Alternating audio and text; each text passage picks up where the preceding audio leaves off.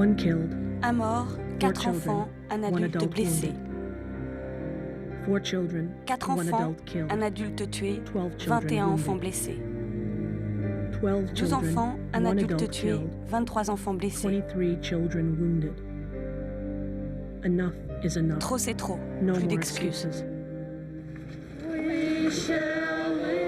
À l'image de cette publicité diffusée sur toutes les grandes chaînes aux États-Unis, de plus en plus d'Américains en ont assez. Assez des 4500 enfants qui meurent chaque année assassinés par balle. Assez de la toute-puissante NRA, l'Association nationale pour le droit de vivre armé. Partout à travers le pays, des voix s'élèvent pour restreindre la libre circulation des armes à feu. À la tête de cette croisade, de plus en plus de femmes. À ceux de la NRA qui aiment tant les armes, nous rappelons que nous aimons, nous, encore plus nos enfants, que vous n'aimez vos foutus flingues. Los Angeles, où la guerre entre gangs fait plus de 400 morts par an. Margaret Hensley est une de ces mères pour qui la vie d'un enfant compte plus que le 2e amendement de la Constitution, celui qui garantit à tout Américain la liberté de vivre armé. Son fils est mort à 19 ans, assassiné sur le campus de son université. Il ne méritait pas de mourir comme ça, dans la rue, alors qu'il n'avait rien fait à personne. Tout ce qu'il voulait, c'est faire tranquillement ses études. Et c'est à l'école qu'il a perdu la vie. Devant son cercueil, j'ai fait la promesse que plus jamais je n'accepterai de voir un enfant être menacé, blessé ou mourir dans une école sans réagir.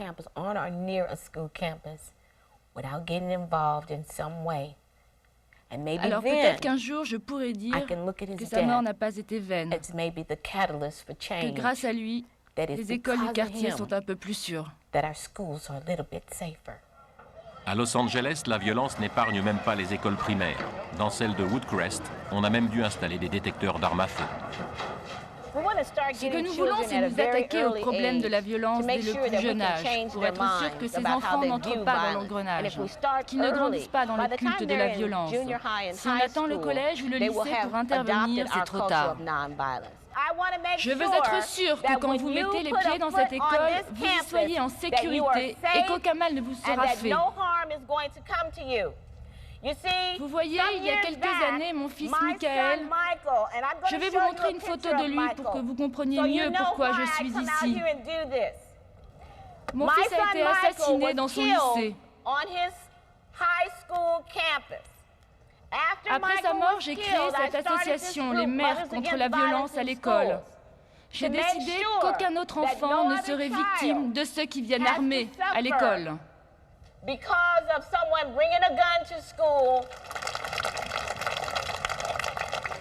Ok, maintenant je vais appeler ceux de vous qui sont de bons citoyens. C'est bien, bon travail. Les plus méritants parmi les enfants, ceux qui ont évité une bagarre, dénoncé le porteur d'une arme ou tout simplement eu un bon comportement pendant le trimestre, reçoivent diplômes et cadeaux d'encouragement. J'ai eu ça parce que j'ai su me tenir en dehors des ennuis. J'ai su travailler dur, ne jamais me laisser aller, et c'est tout. Maintenant, répétez après moi. Je ferai tout pour éviter la violence et le vandalisme à l'intérieur de Woodcrest. Bravo, c'est super. Dans les quartiers noirs de Los Angeles, ça fait longtemps que nos enfants meurent. Et je considère, moi, que la vie d'un enfant défavorisé vaut autant que celle des enfants des beaux quartiers. Je me bats contre les armes depuis des années. C'est vrai que quand j'ai vu l'impact médiatique du massacre de Littleton, j'ai eu le sentiment qu'il y avait 2 poids, 2 mesures. Combien d'enfants sont morts dans nos quartiers avant les 11 élèves du lycée de Columbine? Pourquoi ce lycée chic et blanc aurait-il plus d'importance que les nôtres? Tous nos enfants sont précieux. Tous méritent de vivre. Columbine, le massacre de trop, celui qui a traumatisé l'Amérique. Loin des ghettos, dans la petite ville tranquille de Littleton, deux élèves du lycée Columbine, Eric et Dan, ouvrent le feu à l'arme semi-automatique et tuent 11 personnes avant de se donner la mort. L'évacuation du lycée est retransmise en direct par la télévision locale.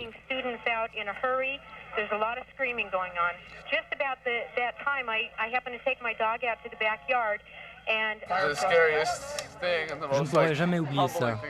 Je n'ai jamais rien vu d'aussi effrayant. Ça va me marquer toute ma vie. J'étais choquée, j'étais en colère, j'avais de la peine, je me sentais coupable de ne pas être morte moi aussi. Devon a vécu cette journée de cauchemar. C'est une des rescapées de Columbine. Amie des victimes, elle était aussi proche des deux tueurs, Eric et Dan. Le plus dur pour moi, c'est de me remettre de la mort de Dan. C'est un des deux garçons qui est entré dans l'école avec une arme et des bombes artisanales pour tuer tous ces gens.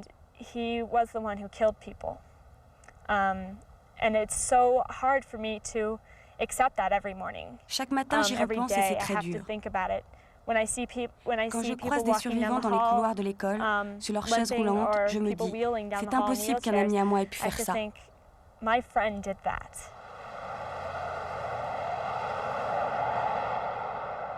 Dans la famille de Devon, comme dans toutes les familles américaines, le massacre de Littleton a ouvert un véritable débat sur la sacro-sainte liberté de posséder une arme. Une liberté accordée par la Constitution des États-Unis à chaque citoyen américain. La seule pensée qu'il ait fallu qu'un drame comme celui de Littleton arrive pour que les politiciens commencent à se poser des questions me met très en colère. Ils ne veulent jamais rien faire. Alors qu'encore la semaine dernière au Colorado, un sondage a prouvé que près de 80% des habitants de l'État sont pour un contrôle plus strict de la vente des armes. Mais ceux qui font les lois refusent d'entendre. Je n'aime pas les armes, mais je ne veux pas les interdire. Je veux juste rendre les gens un peu plus responsables. On pourrait essayer de faire mieux, un peu mieux. Sauver quelques vies, ne serait-ce qu'une quinzaine. En tant que maman, je suis vraiment contente qu'elle ait décidé de s'engager pour un contrôle plus strict de la circulation des armes à feu. C'est une façon pour elle de surmonter ce qui lui est arrivé. Elle aurait pu réagir négativement, mais elle a choisi de rebondir en mettant toute son énergie dans quelque chose de positif. Et je pense que pour elle, après ce qui lui est arrivé, c'est vraiment très important.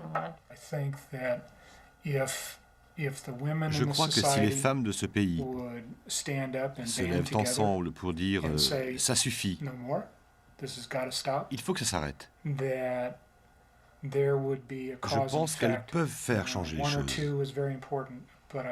Elles sont déjà quelques-unes, mais quand elles seront des milliers, des centaines de milliers, alors ça marchera. Au lendemain du drame, Devon décide de rejoindre ces femmes militantes pour que plus jamais un autre Littleton ne puisse être possible. Elle s'engage auprès de SAVE, une association regroupant des lycéens de tous les États-Unis. Ce soir, Devon a décidé de donner encore plus de son temps à son combat contre les armes à feu.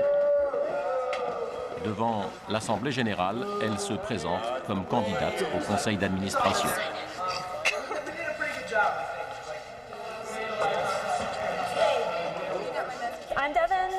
Je m'appelle Devon, je suis de Columbine. Et une des raisons pour lesquelles je suis candidate, c'est que j'ai de beaux contacts avec la presse. J'ai de beaux contacts au New York Times, à Newsweek, et puis surtout, je suis quelqu'un de très tenace. Quand je me fixe un objectif, je fais tout pour l'atteindre. Et je suis prête à tout faire pour que les choses changent. Voilà, c'est pour ces raisons que je pense être une bonne candidate, celle qu'il vous faut pour vous représenter à la tête du conseil d'administration.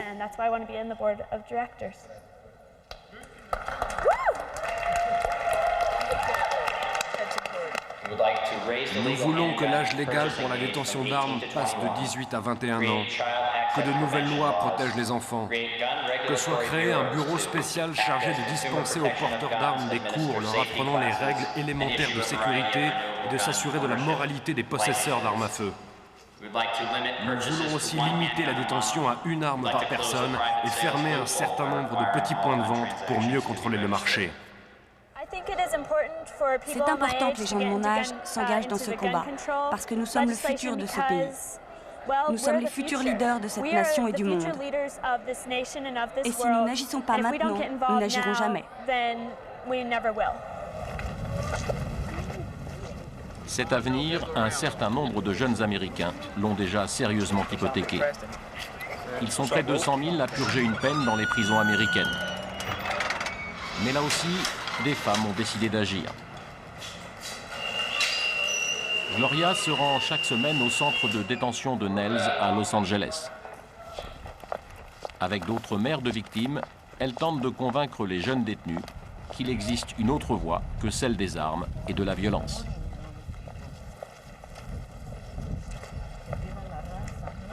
Tu viens d'où, toi? Du gang Lakewood. Non, de quelle ville? Arrête tes conneries. Je te parle pas de gang. Je te demande d'où tu viens et la première chose à laquelle tu penses, c'est ton gang.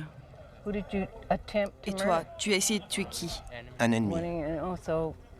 Ah ouais, donc ça n'avait aucune importance. Ce n'était pas le fils d'une maman, c'est ça? Ok? Réponds-moi. Et si ça avait été le contraire? S'il avait essayé de tuer le fils de ta mère, c'est-à-dire toi, ça aurait été autre chose. Tous ces jeunes sont ici pour meurtre ou tentative de meurtre. Aujourd'hui, 3 mères participent au groupe. Elles ont toutes eu un enfant assassiné. Leur but, faire comprendre aux jeunes tueurs que derrière chaque victime, chaque cible, il y a le malheur d'une mère. Vous savez, l'une des dernières choses que mon fils a dit avant d'être assassiné par un gang il y a 5 ans, c'est « Maman, tu aurais dû être plus sévère avec moi, plus dur. » Mais c'est quelque chose que je n'ai jamais su faire. Tout ce que je sais faire, c'est t'aimer. Et je ne veux pas qu'il vous arrive la même chose. Regardez comment il a fini. Mort dans une vulgaire caisse en bois. Il y a beaucoup d'enfants qui finissent morts parce qu'ils refusent d'écouter leurs parents. Ils pensent qu'on est là pour les empêcher de s'amuser, qu'on veut faire d'eux des mauviettes. C'est pas vrai. On est juste mortes de trouille pour eux. La plupart de ces jeunes, même en prison, appartiennent à un gang. Et ces rencontres ont pour objectif de leur faire quitter ce gang. Moi, quand je leur parle, ils sont méfiants, parce qu'ils ne voient en moi qu'un officier de police. Les mères, par contre, les prennent par surprise. Ils ne s'attendent pas à les voir là. Alors ils se livrent beaucoup plus. Ils laissent parler leurs émotions. Allez vous faire foutre. Tous. Moi, j'aimerais pouvoir être une mère comme les autres, avec tous ces enfants vivants et me dire que tout va bien dans le meilleur des mondes. Vous pouvez m'aider à retrouver ça? Vous qui êtes malin, allez-y, aidez-moi à redonner un sens à ma vie. Vous êtes toujours dans un gang, hein? Alors vous êtes des mauviettes. Une dernière question. Est-ce qu'il y en a parmi vous qui sont prêts à mourir pour leur mère? Eh bien, toute la bande de petits connards qui a levé la main, laissez-moi vous poser une autre question. Pourquoi n'êtes-vous pas prêt à vivre pour elle? Réfléchissez bien à ça. Pourquoi est-ce que nos bébés s'entretuent? Des bébés qui tuent d'autres bébés. Quand je pense que le bébé de quelqu'un a pris un flingue et a tué mon bébé, je n'arrive pas à le réaliser. Je veux les aider parce qu'en tant que mère, je sais que ce n'est pas entièrement de leur faute. Leurs parents y sont aussi pour quelque chose. Je n'avais rien à foutre de rien. J'étais insensible aux autres. Et pourquoi? J'étais blessé. Par qui? Par ma mère. Tu sais, mon petit, quand une mère met au monde un enfant, voilà ce qu'elle est censée faire.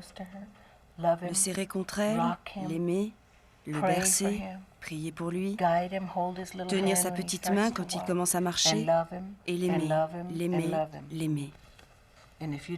Si tu n'as pas eu ça, j'en suis désolée. Mais ce n'est pas une raison suffisante pour mettre ta vie en l'air. Pourquoi elle n'était pas là? Elle ne voulait plus avoir affaire à moi. Oh, elle en avait assez de toi, c'est ça? Elle en avait marre de moi. Est-ce que tu lui as dit que tu l'aimais? Et j'ai essayé de lui montrer. Et je lis la Bible. Tu sais quoi? Viens là. Tout d'un coup, je sens que j'ai besoin de serrer quelqu'un dans mes bras, et que toi aussi. C'est pour toutes les fois où ta mère a oublié de te serrer dans ses bras. Pour te dire que tu vaux la peine et que nous sommes là pour toi. Te dire que nous ne voulons pas te perdre. S'il te plaît, fais quelque chose. Fais-le pour nous tous. Je pense qu'ils sont en manque d'amour. Ils n'ont jamais été aimés ou pas assez. Même si on a été leurs victimes, on peut quand même les regarder et leur dire « Je t'aime, je pense à toi ».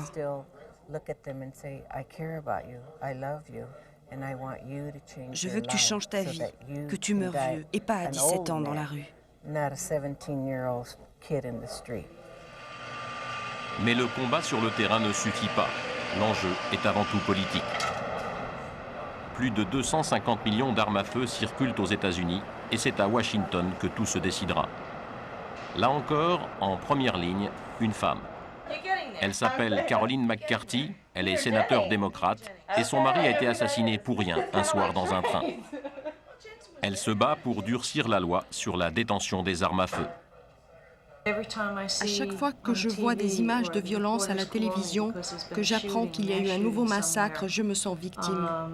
Vous revivez aussitôt le moment où on vous a annoncé la mort de la personne que vous aimez. Et cela me rend encore plus forte, encore plus déterminée dans mon action. Alors voilà ce que nous allons faire dans ce pays pour en finir avec la violence par balle. Nous allons unir les forces de toutes les femmes américaines, dans chaque ville, dans chaque village. Nous allons dire aux femmes de s'impliquer d'une manière ou d'une autre, de tout faire pour mettre fin à cette violence. Et c'est comme ça que nous gagnerons.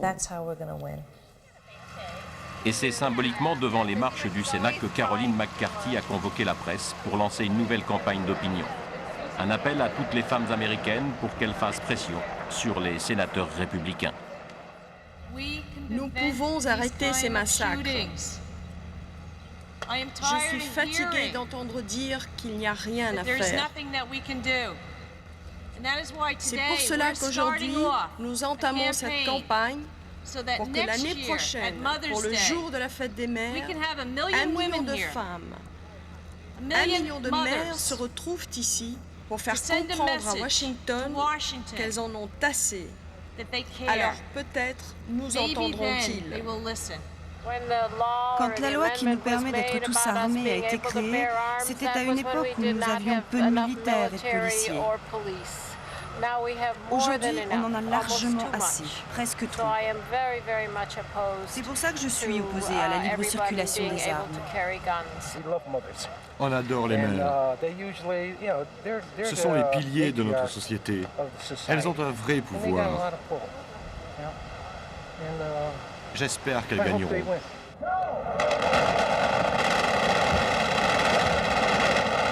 Mais la partie n'est pas gagnée pour le sénateur McCarthy. La NRA, la National Rifle Association, est un véritable lobby avec 3 millions d'adhérents, organisés et prêts à tout pour défendre ce qu'ils considèrent comme la liberté fondatrice de l'Amérique, le droit d'acheter et d'utiliser n'importe quel type d'arme. Notre Constitution nous permet d'avoir des armes, c'est une garantie contre les tyrans. Halte à la tyrannie, vive le deuxième amendement. Méfiez-vous d'un gouvernement qui a peur des armes. Et étrangement, c'est aussi une femme, Tanya Metaska, qui a été chargée par le lobby des armes de faire pression sur les politiques.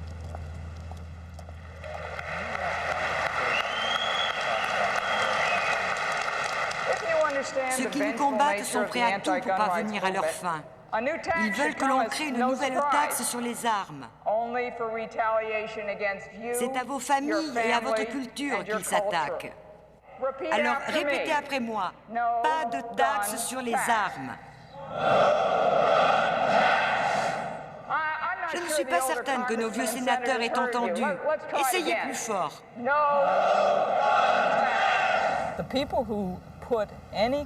Les politiques doivent comprendre que le pouvoir appartient à chaque électeur. Et la NRA a en moyenne 8 à 10 000 électeurs par circonscription. Et ils sont extrêmement actifs et très attachés à la liberté de posséder et de porter une arme. Pourtant, la toute-puissance de la National Rifle Association est peut-être en train d'être sérieusement ébranlée. La mort de cet homme est sans doute une mort de trop. Abattu en juillet 1993 dans une fusillade qui a fait 7 autres victimes, il laisse derrière lui une femme et 2 enfants. Une femme bien décidée à tout utiliser pour arrêter l'hécatombe. Ça, c'était 2 semaines avant l'assassinat de Mike. Ça, c'est à l'anniversaire de notre fille. Mon fils Michael n'était encore qu'un bébé. Mon mari adorait ses enfants. On se sent tellement impuissant devant un enfant qui grandit sans père. Un soir, je rentre chez moi, j'allume la télé et je vois des policiers à l'extérieur de l'immeuble où travaillait mon mari. C'est là que le cauchemar a commencé. J'ai dû attendre 10 heures du soir, le coup de fil qui m'a annoncé sa mort.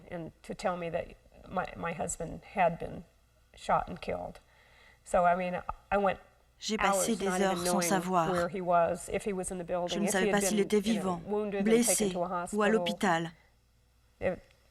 J'ai vécu un enfer.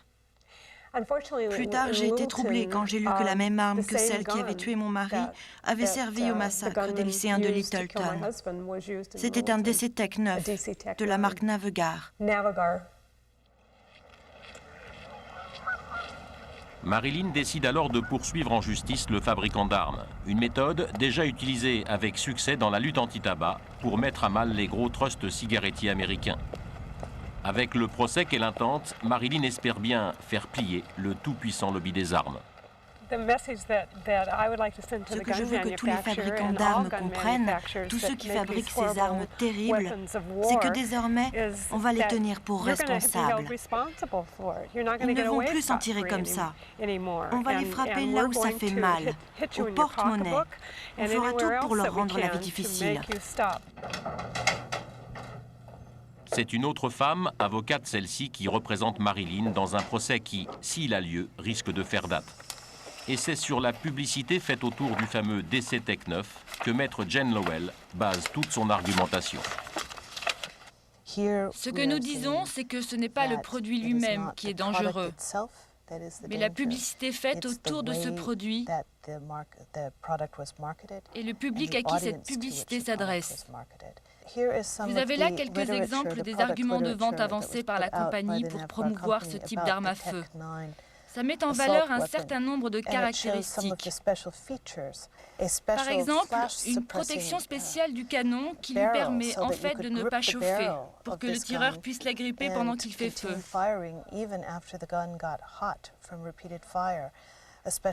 Une crosse sur laquelle les empreintes digitales des assassins ne marquent pas. Un chargeur plus important et un silencieux. La possibilité d'ajouter une gâchette supplémentaire pour augmenter la puissance de feu. Un certain nombre de responsables de cette compagnie ont déclaré que chaque fois qu'une tragédie a lieu, c'est en fait bon pour leurs affaires.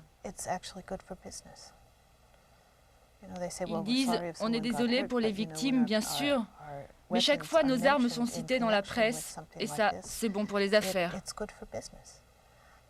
Eh bien nous voulons leur rendre les affaires plus difficiles. 4 autres familles ont rejoint Marilyn dans ce procès. Pour la première fois, en octobre dernier, la Cour d'appel de Californie a estimé que les fabricants d'armes pouvaient être reconnus coupables de négligence. Mais le véritable procès n'aura sans doute pas lieu avant 2002. D'ici là, statistiquement, plus de 15 000 Américains, toutes populations confondues, mourront assassinés.